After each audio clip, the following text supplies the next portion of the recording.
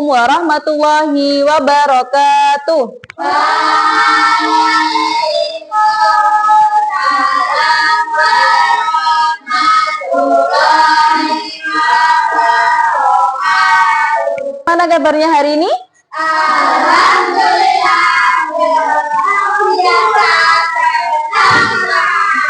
Alhamdulillah. Ini semua ya lengkap. Alhamdulillah. Kita mulai pembelajaran pada siang hari ini. Kita awali dengan berdoa dulu ya.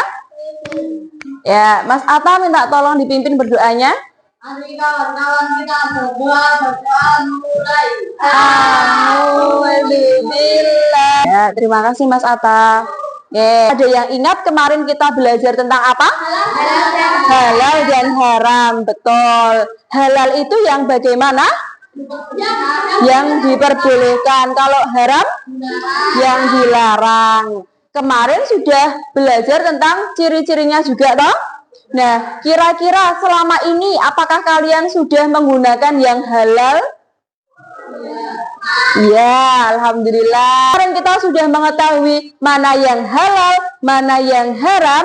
Nah, sekarang dilanjutkan sumber hukum. Kita menentukan haram dan halal, sumbernya itu dari mana sih?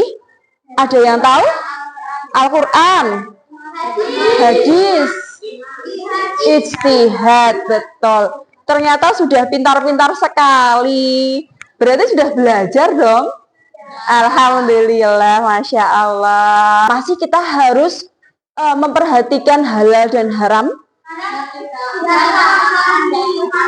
Biar tidak salah memilih. Jangan-jangan kita makan yang haram. Ya, kan berbagai macam kemudaratan. Seperti apa? Ya, timbul penyakit. Kemudian tidak diberkahi. Terus dapat dosa. Kita juga harus meruntut dari sumbernya. Jangan cuma ikut-ikutan aja. Sesuai tidak sama Al-Quran, sesuai tidak sama sunnah atau hadis. Dasar hukum halal dan haram itu sangat penting. Selain tadi itu, menjaga kesehatan kita, menjaga keselamatan kita, juga merupakan ibadah. Karena kita mentaati perintah Allah. Kalau kata Nabi Muhammad, sesuatu yang masuk ke tubuh kita yang haram, kemudian tumbuh dagingnya itu, yang haram itu adalah neraka. Tujuan mempelajari sumber hukum Islam ada dua. Jadi setelah kita belajar tentang sumber hukum Islam, diharapkan nanti anak-anak mampu menyebutkan sumber hukum Islam itu apa aja. Kemudian yang kedua, mampu menjelaskan. Jadi tidak hanya bisa menyebutkan saja, tetapi juga mampu menjelaskan sumber hukum Islam. Kita lanjutkan. Tes konsentrasi dulu ya. Konsentrasi.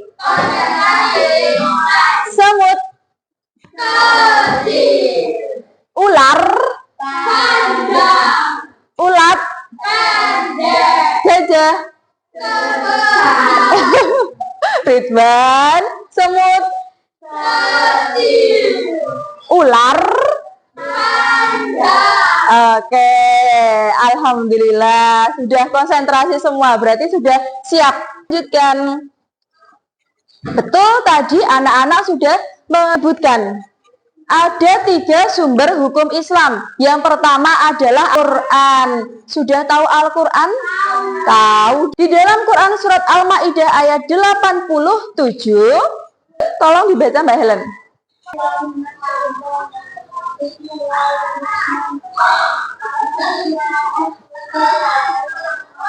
Allah, udah lancar sekali. Bagaimana kalau memakan sup kelelawar? Nah, tapi tadi kan yang di surat Al-Maidah tadi tidak ada kata kelelawar kan? Nah, makanya di sini hadisnya berfungsi. Sampai di sini ada pertanyaan tidak? Ya, sudah siap beraksi ya?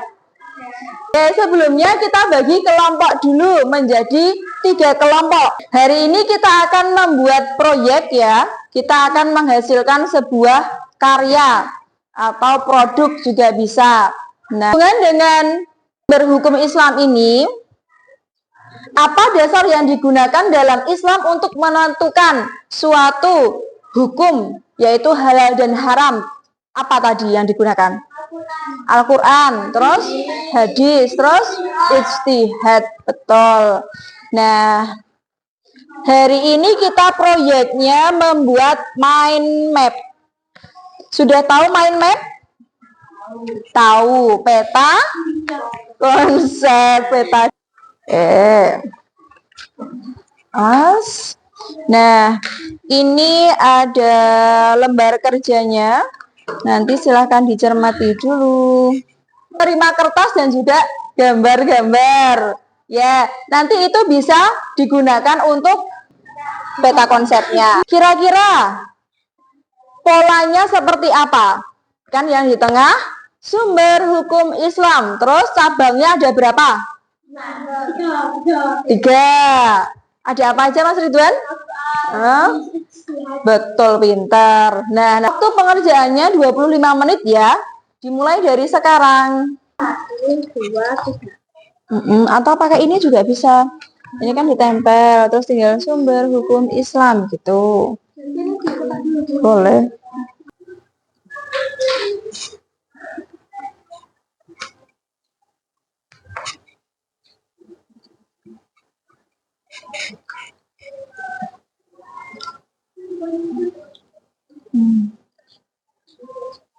Dibesarin dikit ya, Dil.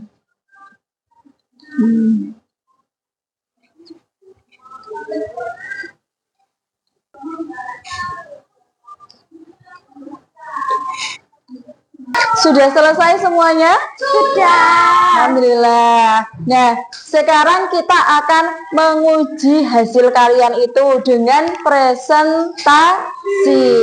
Oke, kita urutkan dari kelompok yang pertama dulu ya. Ya, silakan untuk kelompok pertama dari Mbak Helena dan juga Mbak Tiara.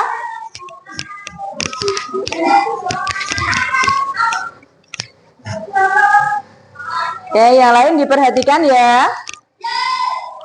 Assalamualaikum warahmatullahi wabarakatuh. Waalaikumsalam warahmatullahi wabarakatuh. Kami dari kelompok 1 akan mempresentasikan tentang sumber hukum halal dan haram. Ya. Yang pertama ada apa Mbak Helen? Al-Quran. Al-Quran adalah wahyu dari Allah yang diturunkan kepada Nabi Muhammad. Sumber hukum pertama dan utama. Hadis. Hadis adalah segala perkataan, sabda, perbuatan, dan ketetapan lainnya dari Nabi Muhammad SAW. Sumber hukum kedua setelah Al-Quran. Ijtihad adalah usaha maksimal dalam melahirkan hukum-hukum syariat berdasarkan Al-Quran dan hadis melalui pikiran dan penelitian sungguh-sungguh dan mendalam. Hanya dapat dilakukan oleh para ulama mujtahid. Disyaratkan memahami bahasa Arab, memiliki pengetahuan mendalam tentang Al-Quran dan Sunnah, memahami letak ijma dan khilaf, serta mengetahui maqasid syariah Majelis Ulama Indonesia. Ya, ini tadi presentasi dari kelompok 1 tentang sumber hukum dalam penetapan halal dan juga haram. Ada yang mau bertanya atau menanggapi?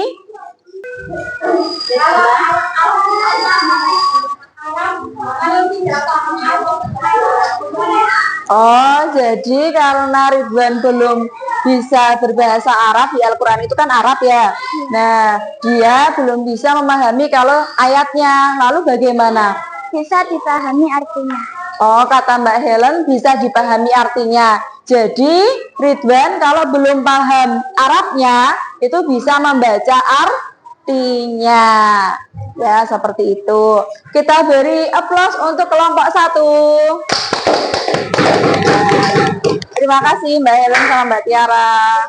Assalamualaikum warahmatullahi wabarakatuh. Waalaikumsalam.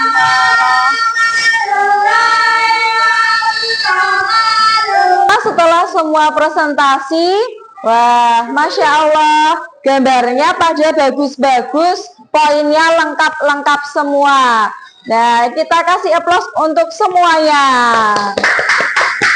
Bagaimana tadi kerja kelompoknya?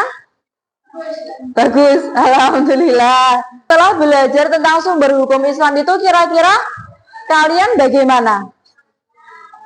Lebih tahu atau aku udah tahu Bu itu, atau lebih tahu berarti menambah pengetahuan ya. Lalu bagaimana selama pembelajaran hari ini? Kepemahaman kalian. Nah, hari ini kita akan lakukan tes formatif. Kurang semangat ya. Kita bermain sebentar yuk. Marina. Marina menari di atas. Di atasnya itu pun. Nah, di atas merana. Menari di atas Marina.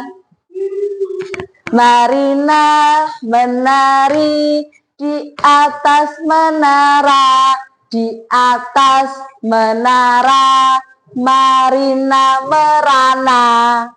Oke, konsentrasi berarti. Nah, ini ada soal, silakan nanti anak-anak kerjakan.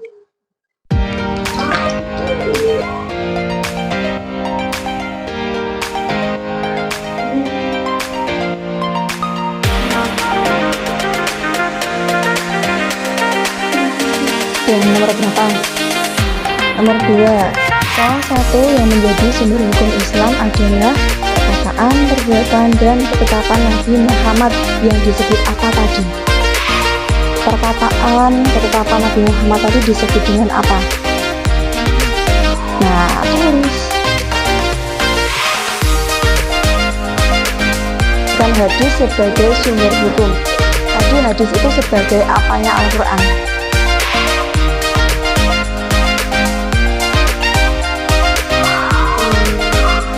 Nah, berapa Mbak Sakura? Sudah bisa dikumpulkan.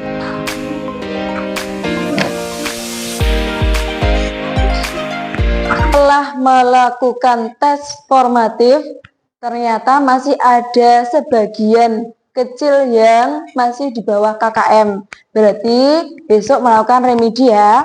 Untuk yang pengayaan yang di atas KKTP itu melakukan pengayaan. KKTP atau KKM namanya.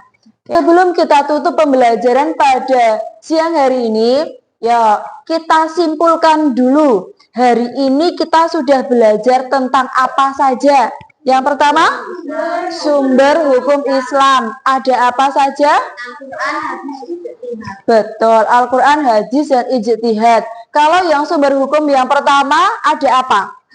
Al-Quran. Kalau yang di sumber hukum pertama ini kok belum jelas atau tidak ada, berarti ke sumber yang kedua, hadis. Kemudian barulah ijtihad.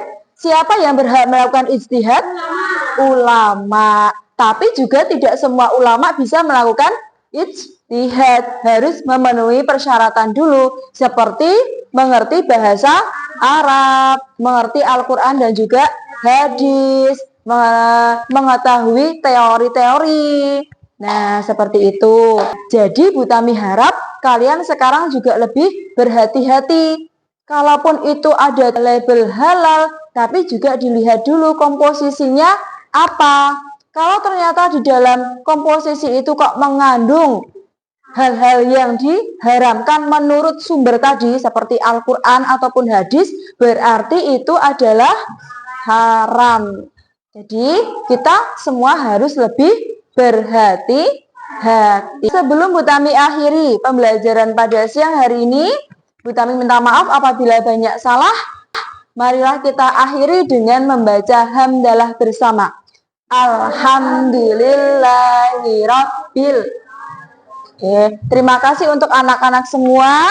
Wassalamualaikum warahmatullahi wabarakatuh.